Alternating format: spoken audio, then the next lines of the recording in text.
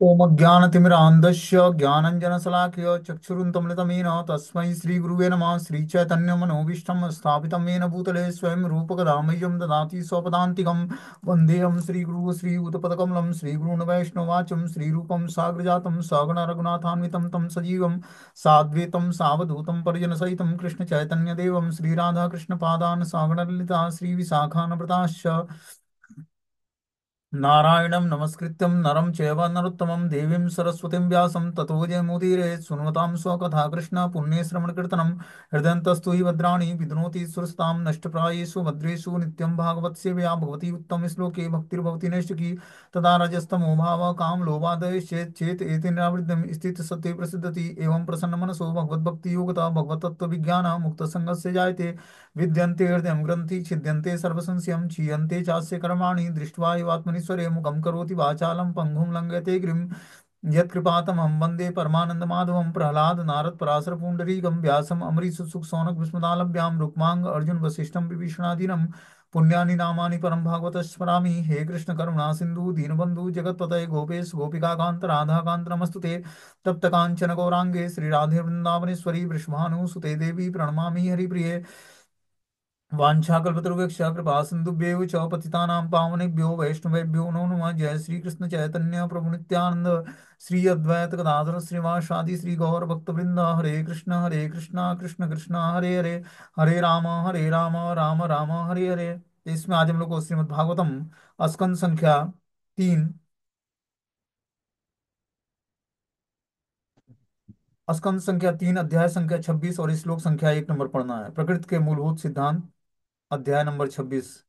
श्री भगवान उवाच अथ ते संप्रवक्ष्यामि तत्त्वानां लक्षणं पृथक् यद्विदित्वा विमुच्येतं पुरुषं प्रकृते गुणान्।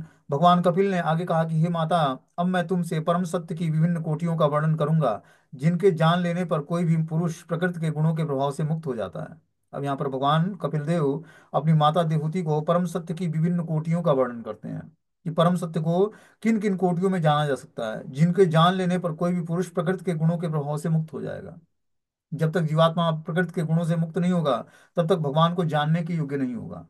इसलिए भगवान कपिल देव यहाँ पर परम सत्य की विभिन्न कोटियों का वर्णन करते हैं जिसको जान लेने पर व्यक्ति जो है प्रकृति के गुणों के प्रभाव से मुक्त हो जाता है। प्रकृति में 3 गुण है, सतोगुण रजोगुण और तमोगुण। इन तीनों गुणों से व्यक्ति ऊपर उठ जाता है। बोलते हैं जैसा कि भगवत गीता में कहा गया है, केवल भक्ति के द्वारा ही भगवान को समझा जा सकता है। भक्त्या माम अभिजानाति। भागवत में भक्ति का विषय माम अर्थात कृष्ण को बताया गया है। भागवत में भागवत की भक्ति का विषय जो है भगवान कृष्ण है। ठीक है। बता रहे हैं श्री चैतन्य चरितामृत में व्याख्या की गई है कि कृष्ण को समझने का अर्थ है कृष्ण को उनकी अंतरंग शक्ति, उनकी बहिरंग शक्ति, उनके विस्तारों और अवतारों समेत समझना। कृष्ण को समझना है तो हमें क्या करना पड़ेगा? भगवान की अंतरंग शक्ति क्या है, बहिरंग शक्ति क्या है, और उनके अलग अलग विस्तार और अवतारों समेत समझना पड़ेगा, तभी हम कृष्ण को तत्व से जान पाएंगे। इसीलिए श्रीमद् भागवतम में सुखदेव गोस्वामी ने पहले जो है भगवान के अलग अलग अवतारों का वर्णन किया। विष्णु अवतारों का, नारायण के अवतार का, मत्स्य कूर्म वराह, जितने भी अवतार हैं भगवान का सबका विस्तार से वर्णन किया। फिर भगवान के शुद्ध भक्तों का, क्योंकि वो भी भगवान की तटस्थ शक्ति हैं।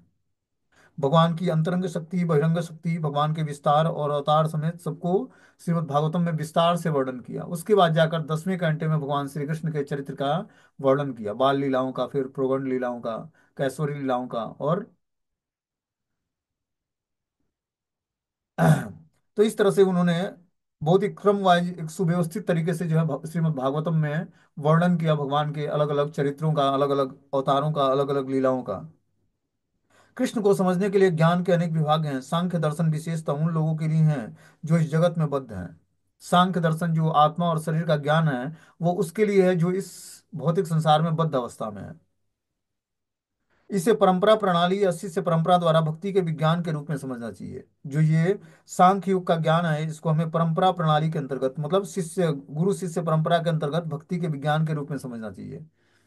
क्योंकि भक्ति की शुरुआत है शरीर और आत्मा का धर्म समझ जाना। सांख्य योग का दर्शन कपिल देव भगवान ने प्रतिपादित किया। इसका उद्देश्य क्या था कि व्यक्ति जो है शरीर और आत्मा के धर्म को विधिवत तरीके से समझ जाए कि शरीर क्या है, आत्मा क्या है, शरीर का धर्म क्या है और आत्मा का धर्म क्या है।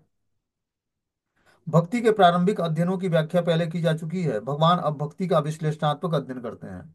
हम लोगों ने इससे पहले जो है भक्ति की महिमा के बारे में कपिल देव भगवान अपनी माता को बताते हैं। ठीक है ना। वो प्रारंभिक अध्ययन था। अब भगवान भक्ति का विश्लेषणात्मक अध्ययन, मतलब भक्ति को कैसे हमें स्वीकार करना है, विश्लेषण करके बताते हैं वो, कि भक्ति को करने के लिए क्या क्या चीजें बाधित हैं। इसमें बता रहे हैं कि प्रकृति के जो मूलभूत तत्व हैं वो बाधित हैं। जो प्रकृति के तीन गुण हैं वो व्यक्ति को बांध लेते हैं, इसलिए वो भक्ति कर नहीं पाता है। उनका कहना है कि ऐसे अध्ययन से मनुष्य प्रकृति के गुणों से मुक्त हो जाता है। जब वो क्या करता है, अध्ययन करता है, तो मनुष्य प्रकृति के गुणों से मुक्त हो जाता है। भगवत गीता में भी इसी की पुष्टि हुई है। ततो माता ततो ज्ञात्वा, भगवान को ज्ञान की विभिन्न कोटियों द्वारा जानकर मनुष्य भगवत धाम जाने का अधिकारी बन जाता है। जब भगवान को कोई व्यक्ति तत्व से जान लेता है, तभी वो भगवत धाम जाने का अधिकारी होता है। इसकी भी यहाँ पर व्याख्या की गई है कि सांख्य दर्शन में भक्ति के विज्ञान को जान लेने से मनुष्य प्रकृति के गुणों से मुक्त हो जाता है। जब वो ये जान लेता है, सांख्य दर्शन जो कि भक्ति का विज्ञान है। सांख्य दर्शन है क्या, आत्मा और शरीर का ज्ञान है। जब व्यक्ति आत्मा और शरीर के ज्ञान को तत्व से जान लेता है, तब वो मनुष्य प्रकृति के गुणों से मुक्त हो जाता है। तब वो जान पाता है कि मैं प्रकृति के गुणों से छूटूंगा कैसे। प्रकृति के जादू से मुक्त होकर शाश्वत आत्मा भगवत धाम में प्रविष्ट करने का अधिकारी बन जाता है। जब वो प्रकृति के गुणों से छूट जाता है, तब वो शाश्वत आत्मा भगवान के धाम में प्रविष्ट होने का अधिकारी बनता है। जब तक वो प्रकृति के अंडर गाइडेंस में रहेगा, तब तक जो है वो भगवान के भगवत धाम में प्रविष्ट होने का अधिकारी नहीं होगा। इसीलिए हमें पहले प्रकृति के गुणों से छूटना है और भगवान की तीव्रता से भक्ति करनी है। तब जाकर हम जो है शुद्ध सत्व के प्लेटफॉर्म पर अपनी चेतना को स्थिर कर पाएंगे। क्योंकि उस लेवल पर आके ही वसुदेव पद को प्राप्त करके ही जो है वासुदेव भगवान को जान पाएंगे। बिना वासुदेव पद को प्राप्त हुए भगवान वासुदेव को नहीं जान पाएंगे। तो वासुदेव पद होता क्या है, जब हम तीन गुणों से ऊपर उठ जाते हैं, तीन गुणों से अपनी चेतना को ऊपर उठाकर और शुद्ध सत्व के प्लेटफॉर्म पर अपनी चेतना को स्थिर करते हैं, तब वो वसुदेव पद कहलाता है। बोलते हैं जब तक मनुष्य में रच मात्र भी इच्छा रहती है या प्रकृति पर अधिकार जताने की भावना रहती है, तब तक वो प्रकृति के गुणों के प्रभाव से मुक्त नहीं हो सकता है। जब तक जीवात्मा के अंदर प्रभुत्व जताने की इच्छा है, ठीक है ना, प्रकृति पर अधिकार जताने की भावना है, तब तक वो प्रकृति के गुणों के प्रभाव से मुक्त नहीं हो सकता है। अतः मनुष्य को विश्लेषण द्वारा पूर्ण पुरुषोत्तम भगवान को समझना चाहिए, जैसा कि भगवान कपिल देव ने सांख्य दर्शन में समझाया है। तो विश्लेषण क्या होता है, मतलब डिफरेंस करके, कि शरीर क्या है, आत्मा क्या है, शरीर के धर्म क्या है, आत्मा के धर्म क्या है। पूर्ण पुरुषोत्तम भगवान को समझने का भगवान कपिल ने सांख्य दर्शन से समझाया है।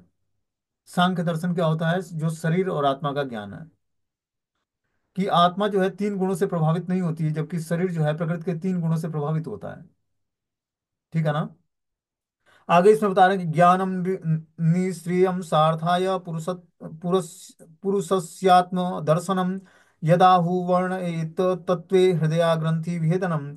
आत्म साक्षात्कार की चरम सिद्धि ज्ञान है। मैं तुमको वह ज्ञान बतलाऊंगा जिससे भौतिक संसार के प्रति आसक्ति की ग्रंथि कट जाती है। देखो अब इसमें भगवान पहले उन्होंने प्रकृति जो है भक्ति की महिमा बताई, बहुत ही शॉर्ट, मतलब बहुत ही प्रारंभिक चीजें बताई भक्ति योग के बारे में। लेकिन अब यहाँ पर प्रकृति के मूलभूत सिद्धांत बता रहे हैं। प्रकृति के मूलभूत सिद्धांत क्या हैं, कि हम तीन गुणों से ऊपर कैसे अपनी चेतना को स्थिर कर पाए। ये बहुत ही आवश्यक है। तभी जाकर हम भक्ति को समझने के, भक्ति की महिमा को समझने के योग्य हो पाएंगे, जब हम अपनी चेतना को तीन गुणों से ऊपर उठाएंगे और वासुदेव पद को प्राप्त करेंगे। वासुदेव पद मतलब जो पद भगवान का होता है, जिस शुद्ध सत्व के प्लेटफॉर्म पर भगवान स्थिर होते हैं, सत्य चित आनंद से बने, उसी पद को प्राप्त करके ही जो है हम उस दिव्य भगवान को जान पाएंगे। जैसे मान लो कि किसी व्यक्ति को जानना हो, तो उसके उसके मतलब मान लो किसी की भक्ति को जानना है कि किस लेवल की भक्ति है उसकी, तो उस लेवल की आपकी भक्ति होगी तभी तो उसको पहचान पाओगे, नहीं तो कैसे पहचानोगे कि वो किस लेवल की भक्ति कर रहा है। उसी तरह भगवान को जानने के लिए भगवान के लेवल पर अपनी स्थिति को ले आना पड़ेगा। और वो कैसे हो सकता है, वो भगवान की कृपा से ही हो सकता है। जिसको भगवान अपना परिचय देना चाहते हैं वही भगवान को जान सकता है। हम देखते हैं कुरुक्षेत्र युद्ध स्थल में अरबों की संख्या में सैनिक आए हुए थे, पांडवों की तरफ से और कौरवों की तरफ से। लेकिन कुछ ही लोग भगवान को, कृष्ण को भगवान के रूप में समझे। कोई सारथी समझा, कोई अलग अलग रूपों में भगवान का दर्शन किया हो। कुछ बिल्कुल ही नहीं समझ पाया कि कोई ऐसा भी व्यक्ति है जो भगवान होगा इसमें युद्ध में। तो क्या है कि बता रहे हैं कि यहाँ पर आत्म साक्षात्कार की चरम सिद्धि ज्ञान है। और जब हम ज्ञान सीखेंगे तभी हम आत्म साक्षात्कार की चरम सिद्धि को प्राप्त कर पाएंगे, क्योंकि बिना ज्ञान प्राप्त किए जो है हम अपने पाप कर्मों से छूट नहीं, और ये नहीं जान पाएंगे कि वास्तविक आत्मा का धर्म क्या है। आत्मा का वास्तविक धर्म है कि हम कृष्ण के नित्य दास हैं। लेकिन ये दासता सुनने में तो आसान है, कृष्ण की दासता स्वीकार करने के लिए संसार की और माया की समस्त दासता को छोड़ना पड़ेगा, अपनी चेतना को हर जगह से हटाकर और भगवान में पूर्ण रूपेण इंगेज करना पड़ेगा। इसीलिए हमें ये पूरा जीवन जो है साधना भक्ति, मतलब मन और बुद्धि को साधना है। तब जाकर हम धीरे धीरे रागानुगा भक्ति को प्राप्त करेंगे। और रागानुगा भक्ति पर क्या होती है, व्यक्ति की चेतना स्थिर हो जाती है। वो राग मार्ग की भक्ति जब स्वीकार करता है तो वो समझ जाता है कि भगवान से मेरा संबंध क्या है। उस संबंध में अपराध नहीं होता है। जैसे मान लो कि कोई मित्रोत भाव में है भगवान से, वो भगवान के पीठ पर बैठ जाता है या अपने जूठन खिला देता है या उनके उनको मारता है या खेल से निकाल देता है, तो उसको अपराध नहीं लगता है, क्योंकि भगवान के साथ वो मित्रवत भाव में जुड़ा हुआ है। हम देखते हैं भक्तों के समाज में भी, जब तक हम भक्तों से एक मित्रवत हमारा व्यवहार नहीं होता है तब तक अपराध होते हैं। लेकिन जैसे ही मित्रवत व्यवहार हो जाता है, थोड़ा बहुत हंसी मजाक भी होता है, तो वो अपराध नहीं लेते हैं कोई, और अपराध लगता भी नहीं है, क्योंकि मित्रवत भाव हो गया उनसे। लेकिन मित्रवत भाव में हमें फेमिलियर नहीं होना है, न तो भगवान से न भक्तों से। जब हम फेमिलियर हो जाएंगे तो क्या होगा, वहां पर अपराध होने के चांसेस होंगे। इसलिए हमें फेमिलियर नहीं होना, मतलब हम स्पिरिचुअली उनसे हंसी मजाक करें, लेकिन अब फेमिलियर लेवल पे आकर, मतलब जो है भौतिक लेवल पर आकर उनसे हंसी मजाक नहीं करना भक्तों से भी, या भगवान को भौतिक दृष्टि से समझने का प्रयास नहीं करना कि हमारे ही जैसे हैं वो, और मित्र हो गए तो हमारे जैसे हैं। जिस तरह हम सांसारिक मित्रों से व्यवहार करते हैं उस तरह भगवान से मित्रवत व्यवहार नहीं होता है। भगवान से मित्रवत व्यवहार आध्यात्मिक स्तर पर होता है। तीन गुणों के अंतर्गत भगवान नहीं आते हैं। हो सकता है हमारी चेतना भी तीन गुणों के अंतर्गत हो। और मित्रवत भाव डेवलप करने के लिए भी व्यक्ति को जो है सतोगुण के प्लेटफॉर्म से अपनी चेतना को ऊपर उठाना पड़ेगा, तभी जाकर भगवान से पांच रसों में आदान प्रदान होगा। यूं ही आदान प्रदान नहीं होता है भगवान से।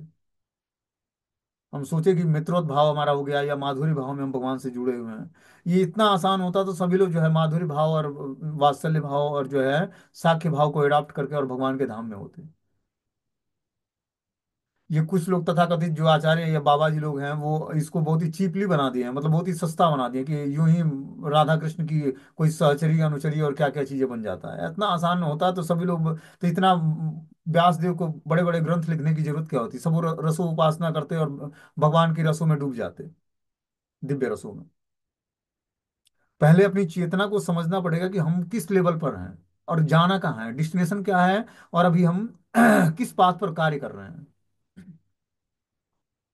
अभी चेतना पारिवारिक मैटर से, धन कमाने से, अलग अलग लोगों से मिलने मिलाने से, पत्नी बच्चे से आकर्षण समाप्त हुआ नहीं, और सोच रहे हैं राधा कृष्ण की युगल मिलन में सहचरी स्वरूप में हम अपने को स्थिर कर लें या गोपी बन जाएं, गोपी भाव को प्राप्त कर लें,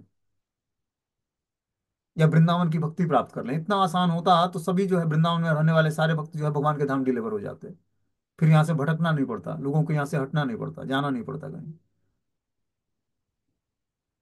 बहुत ही स्ट्रगल, संघर्ष करना पड़ता है, मन बुद्धि को एकाग्र करना पड़ता है, बार बार समझाकर भगवान की भक्ति में लगाना पड़ता है, 24 घंटे अपने टाइम को इंगेज करना पड़ता है।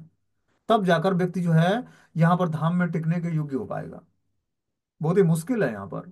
यहाँ पर तो एक छोटा सा अपराध हुआ नहीं कि जो है यहाँ पर तुरंत निकाल के बाहर फेंक देते भगवान। राधा रानी बर्दाश्त नहीं करती किसी को। इतना आसान नहीं है, भक्ति करना बहुत ही मुश्किल है। राग द्वेष से मुक्त व्यक्ति जब निरंतर भगवान का स्मरण करेगा तब जाकर वो राधा कृष्ण को जानने के योग्य हो पाएगा। बिना भक्ति किए इतना आसानी से राधा कृष्ण की उपासना थोड़ी राधा कृष्ण को कोई जान कि राग द्वेष से मुक्त हो गए, अब आप राधे राधे करते रहो भगवान को प्राप्त कर लोगे, इतना आसान नहीं है। जो प्रमाणिक आचार्यों ने मेथड बताया, छह गोस्वामियों ने, उस रास्ते पर जब व्यक्ति चलेगा तब जाकर भगवान की भक्ति को अचीव कर पाएगा। उन्होंने वैसा करा है। इसी तरह वो नहीं कोफीन और कंठा पहन के जो है गुदड़ी लपेटे हुए बिना कुछ खाए पिए और ब्रज में भ्रमण करते और भगवान की लीलास्थलियों का खोज करते, दिन भर नाम जप करते, गोवर्धन परिक्रमा करते, वृंदावन की परिक्रमा करते, भगवान की लीलास्थलियों को खोजते, जो कि स्वयं चैतन्य महाप्रभु के पार्षद थे। उनको इतना स्ट्रगल करना पड़ा है। हम लोग सोचते हैं कि यूं ही भगवान की भक्ति प्राप्त कर लेंगे और हम रसों में वो स्थिर हो गए हैं जी। मैकेनिकली कोई भगवान की भक्ति से नहीं जुड़ सकता है। यह स्वाभाविक रूप से आपकी आपको वो स्थिति प्राप्त हो जाएगी जो स्थिति शास्त्रों में बताई गई है कि धीरे धीरे साधना भक्ति को जो हम पवित्र करेंगे, और जब वो परिपक्व अवस्था में आएगा तो स्वाभाविक रूप से भगवान से आपका एक संबंध जागृत होगा और आपको रियलाइज भी होगा। क्योंकि भगवान का रिसिप्रोकेशन शुरू हो, आदान प्रदान शुरू हो जाता है भक्तों से। और फिर जाकर व्यक्ति जो है राग मार्ग की भक्ति में अपनी चेतना को स्थिर कर लेता है। आगे यहाँ पर बता रहे हैं कि जो है जिससे मनुष्य अपने आप को अपने यथार्थ रूप में देख सकता है। इसकी पुष्टि श्वेताश्वर उपनिषद में भी इसकी पुष्टि हुई है। आध्यात्मिक स्थिति को जान लेने से या अपने को अपने रूप में देख लेने से मनुष्य भौतिक बंधनों से छूट सकता है। वैदिक साहित्य में आत्मदर्शन की विभिन्न विधियों का वर्णन हुआ है और भागवतम इसकी पुष्टि करता है। मनुष्य को अपने आप को देखना होता है और जानना होता है कि वह क्या है। जैसा कि कपिल देव अपनी माता को समझाते हैं।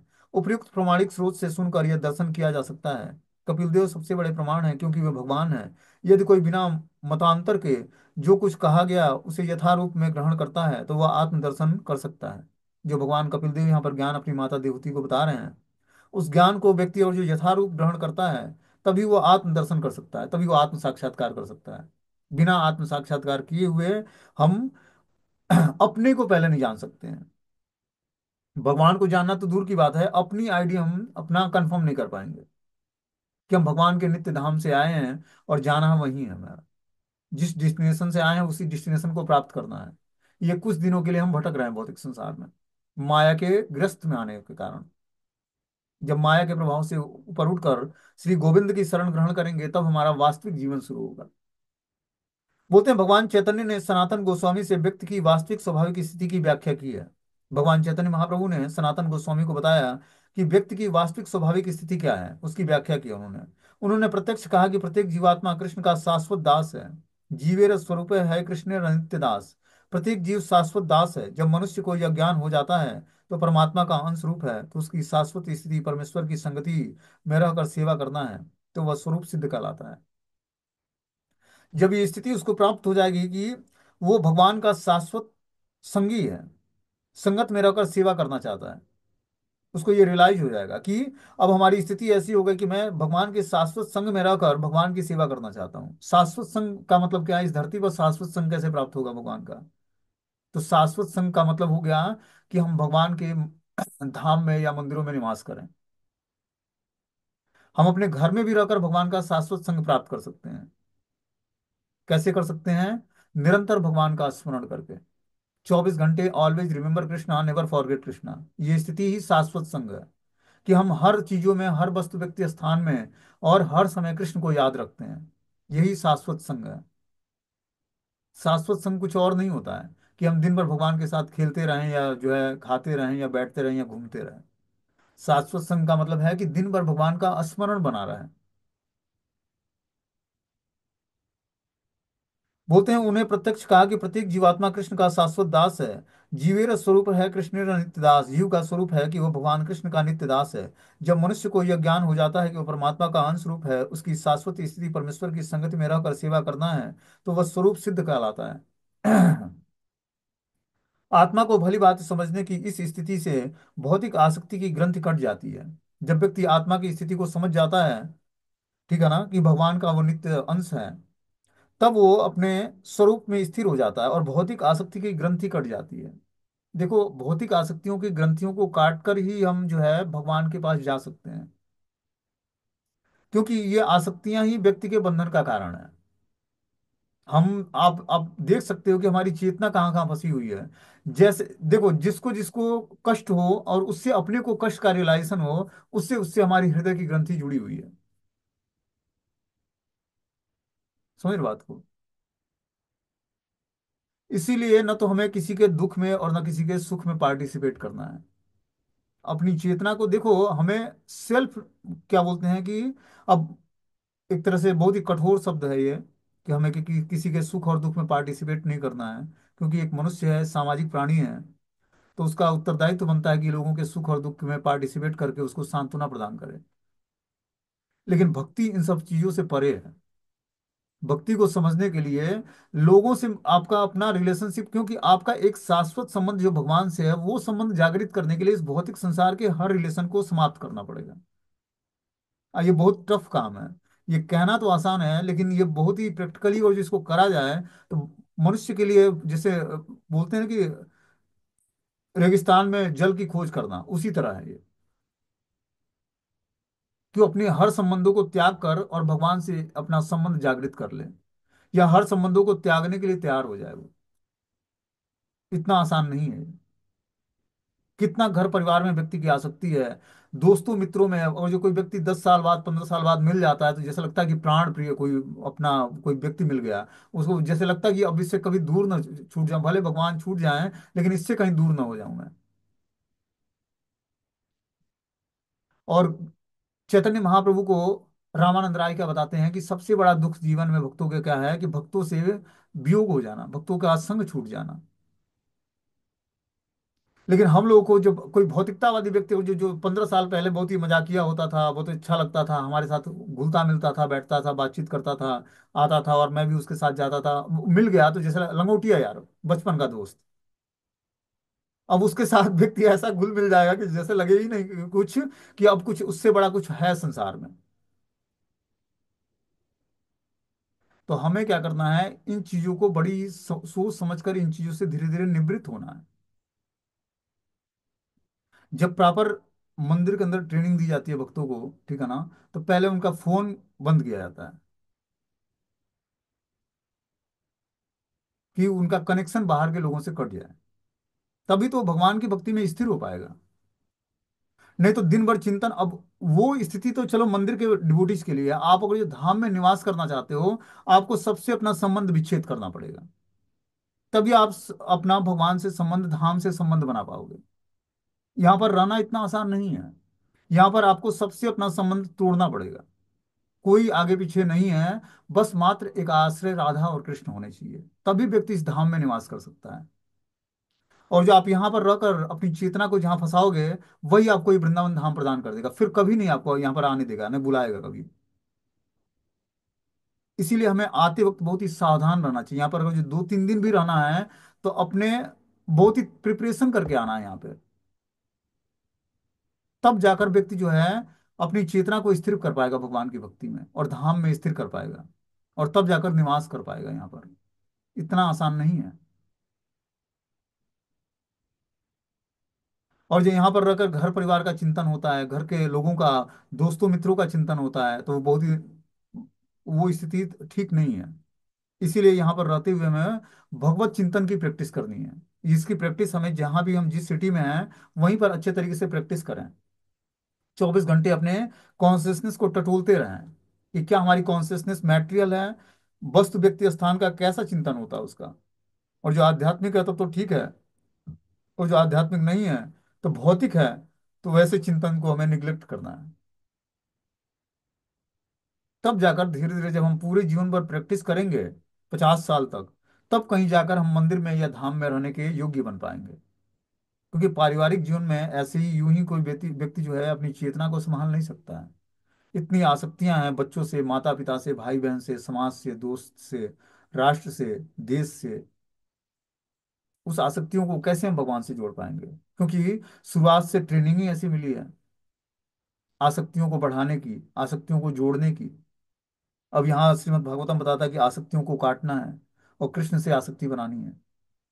तो बहुत टफ कार्य है ये। बोलते हैं अहंकार या झूठे झूठे देहात्म बोध के कारण मनुष्य माया के पास में आ जाता है, किंतु जैसे ही उसे यह ज्ञान हो जाता है कि गुणात्मक रूप से वह परमेश्वर जैसा तत्व है, क्योंकि वह आत्मा की उसी कोटि से संबंधित है, उसकी शाश्वत स्थिति सेवा करने की ही है, तो उसे आत्मदर्शन या हृदय ग्रंथि भेदन अथवा आत्म साक्षात्कार प्राप्त हो जाता है। जब मनुष्य भौतिक जगत के प्रति आसक्ति की ग्रंथि को काट सकता है, तो उसकी समझ ज्ञान कहलाती है। जब क्या करता है व्यक्ति, ज्ञान की तलवार से आसक्तियों की ग्रंथियों को काटता है, तो उसकी समझ ज्ञान कहलाती है। आत्मदर्शन का अर्थ है ज्ञान के द्वारा अपने आप को देखना। अतः जब मनुष्य वास्तविक ज्ञान के अनुशीलन से अहंकार से रहित हो जाता है, तो अपने आप को देखता है, और मनुष्य जीवन की अंतिम आवश्यकता यही है। इस प्रकार आत्मा 24 प्रकार की प्रकृति के बंधनों से विलग हो जाती है। क्रमबद्ध सांख्य दार्शनिक विधि का अनुसरण ज्ञान है और यही ज्ञान तथा आत्मदर्शन है। तो हमें क्या करना पड़ेगा? जो 24 प्रकार की प्रकृति के बंधन है, तो 24 प्रकार के प्रकृति के बंधन क्या है कि आत्मा जो है शरीर 24 तत्वों से मिलकर बना है। पांच ज्ञानेंद्रियां, पांच कर्मेंद्रियां, पांच ज्ञानेंद्रियों के पांच विषय हैं, पांच कर्मेंद्रियों के पांच विषय हैं। फिर जो है मन, बुद्धि, अहंकार और चेतना। 25वां तत्व आत्मा है और 26वां तत्व परमात्मा है। तो इस तरह से इन तत्वों से मिलकर जो है एक शरीर का निर्माण होता है। लेकिन जब व्यक्ति बता रहे हैं कि इस प्रकार आत्मा 24 प्रकार की प्रकृति के बंधनों से विलग हो जाता है, क्रमबद्ध सांख्य दार्शनिक विधि का अनुसरण ज्ञान है और यही ज्ञान और आत्मदर्शन है। आगे बता रहे हैं कि अनादिरात्मा पुरुषो निर्गुणे प्रकृति परम प्रत्यज्ञ धाम धामा स्वयं ज्योति विश्वम एन समन्वितम। पूर्ण पुरुषोत्तम भगवान परमात्मा है और उनका आदि नहीं है। वे प्रकृति के गुणों से परे और इस भौतिक जगत के अस्तित्व के परे हैं।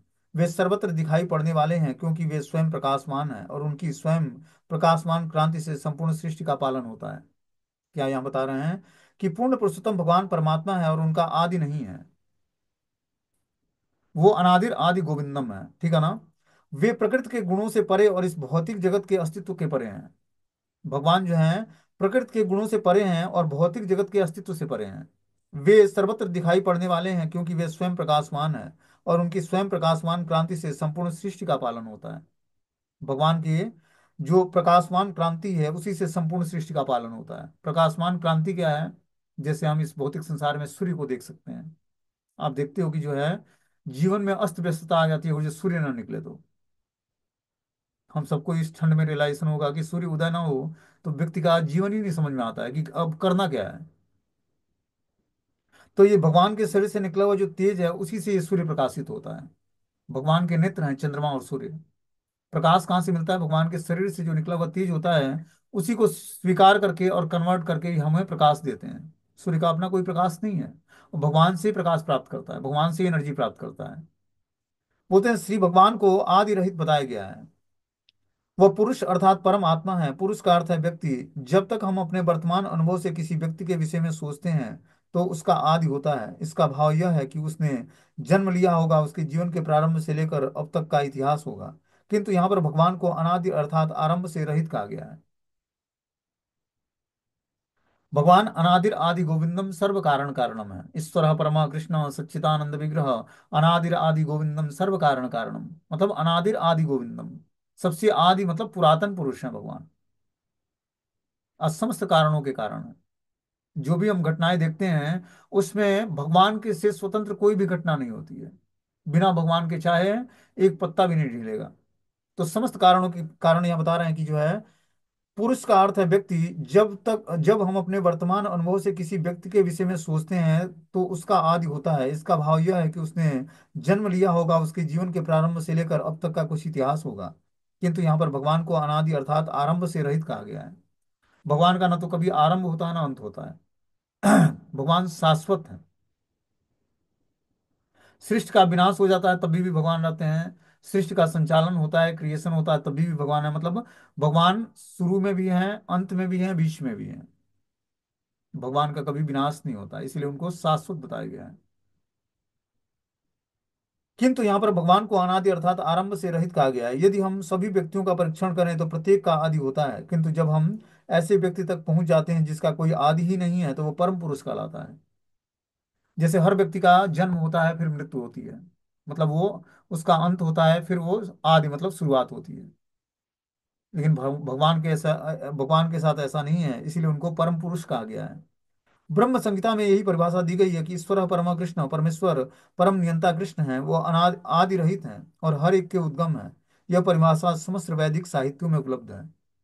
समस्त साहित्य यही बोलते हैं कि भगवान अनादिर आदि हैं, मतलब उनका कोई आदि और अंत से रहित है, मतलब शाश्वत है, परमानेंट है।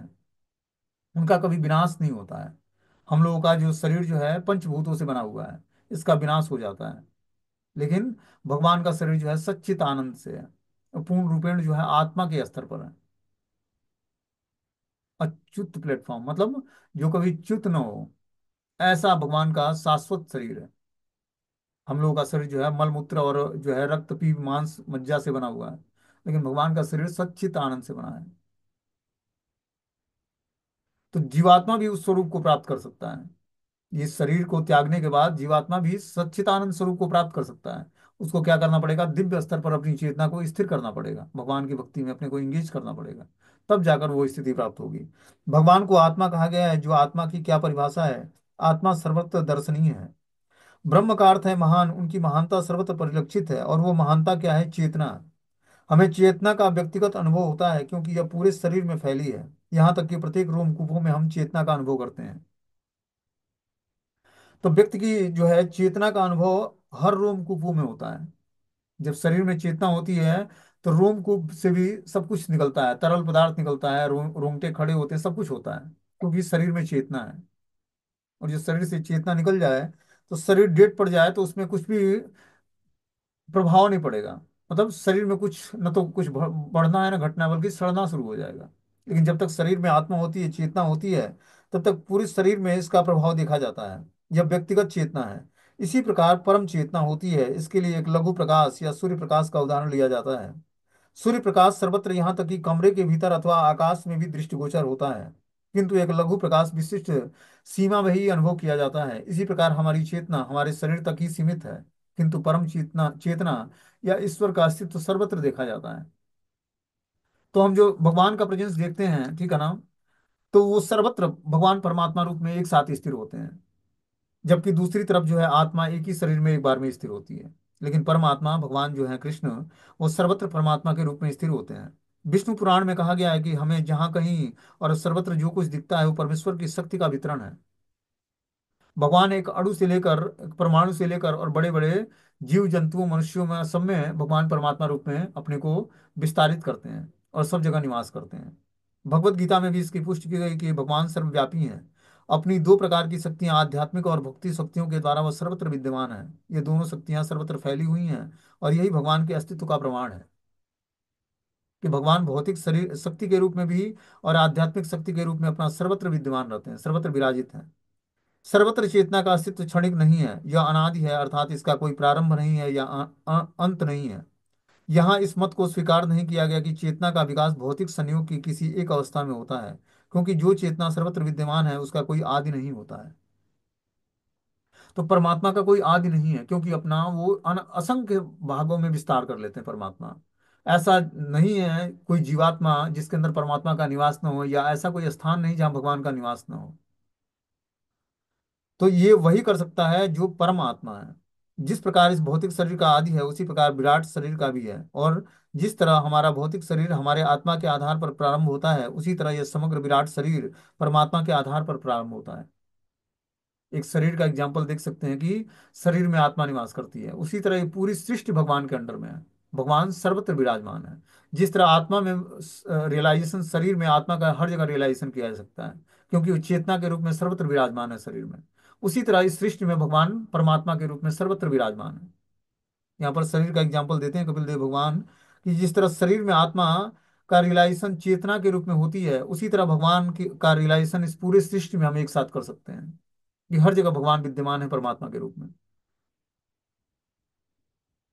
यहाँ पर भगवान का वर्णन हुआ कि वे अकारण हैं और समस्त कारणों के कारण हैं। भगवान समस्त कारणों के कारण हैं। परम का अर्थ है परे, सृजनात्मक शक्ति से परे। भगवान सृजनात्मक शक्ति के भी सृष्टा हैं।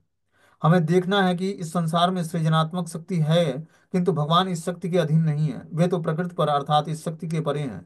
उन्हें भौतिक शक्ति द्वारा उत्पन्न तीन प्रकार के ताप नहीं सताते, क्योंकि वे इससे परे हैं। प्रकृति के गुण उनका स्पर्श तक नहीं कर पाते हैं। तो भगवान अपनी शक्तियों के द्वारा सृष्टि स्थिति प्रलय संहार सब कुछ करते हैं, लेकिन उस घटनाओं से लिप्त नहीं होते भगवान, क्योंकि वो हमेशा एब्सोल्यूट प्लेटफॉर्म पर, सत्यता के प्लेटफॉर्म पर अपने को स्थिर करते हैं, स्थिर रहते हैं। क्योंकि प्रकृति में जैसे मान लो कि कोई व्यक्ति सेवा करता है किसी की, ठीक है ना, तो उसके आसक्तियों के कारण या उसके गुणों के प्रभाव के कारण या उसके कंटोमिनेशन से अगला व्यक्ति प्रभावित होता है। ठीक है ना, जैसे मान लो कि कोई हॉस्पिटलाइज है, आप जाकर उसकी सेवा करते हो, तो आपको भी धीरे धीरे जो है उसके जो वाइब्रेशंस है वहां का, हॉस्पिटल का या फिर उस व्यक्ति का, वो प्रभावित करता है, क्योंकि आप उसकी सेवा में एंगेज हो। ठीक है ना, उस वातावरण में हो। लेकिन भगवान ऐसे होते हैं कि वो सृष्टि स्थिति प्रलय संहार सब कुछ करते हैं, और प्रकृति के गुणों को धारण करके करते हैं। जैसे ब्रह्मा के रूप में वो रजोगुण को धारण करते हैं और सृष्टि का क्रिएशन करते हैं। सतोगुण को धारण करके भगवान स्वयं नारायण ही पालन पोषण करते हैं, और स्वयं संहार करने के लिए तमोगुण को धारण करके भगवान शिव संहार करते हैं। ठीक है ना। लेकिन भगवान उससे प्रभावित नहीं होते हैं, या भगवान शिव उससे प्रभावित नहीं होते, तमोगुण से प्रभावित नहीं होते हैं। वो तो हम देखते हैं कि भगवान शिव की स्थिति ऐसी है कि उनको जब वो संहार का कार्य करना होता है, तो वो हम लोग देखते हैं कि व्यक्ति मानता है कि भगवान शिव नशा, मतलब जैसे भांग और क्या क्या चीजें हैं जो है नशा का सहारा लेना, तो वो ऐसा नहीं है। वो भगवान की शक्तियों को धारण करके ऐसा करते हैं। वो तो तमोगुणी व्यक्तियों ने अपने हिसाब से उनको उनकी स्थिति को बना लिया है। भगवान शिव कोई साधारण भक्त नहीं है, परम वैष्णव आचार्य हैं। वो तमोगुणी व्यक्ति पर कृपा करते हैं, इसलिए तमोगुणी व्यक्ति अपने जैसा मानता है उनको, कि हमारे जैसे भगवान शिव हैं। वो भी नशा भांग और गांजा और क्या क्या चीजें, अफीम क्या सब चढ़ाते हैं उनपे। हमें ऐसा कार्य नहीं करना। मान लो कि अगर जो हम जाकर किसी ज्योतिर्लिंग में भगवान शिव के ऊपर जल भी चढ़ाते हैं, तो हमें भांग धतूरा नहीं चढ़ाना है उनको।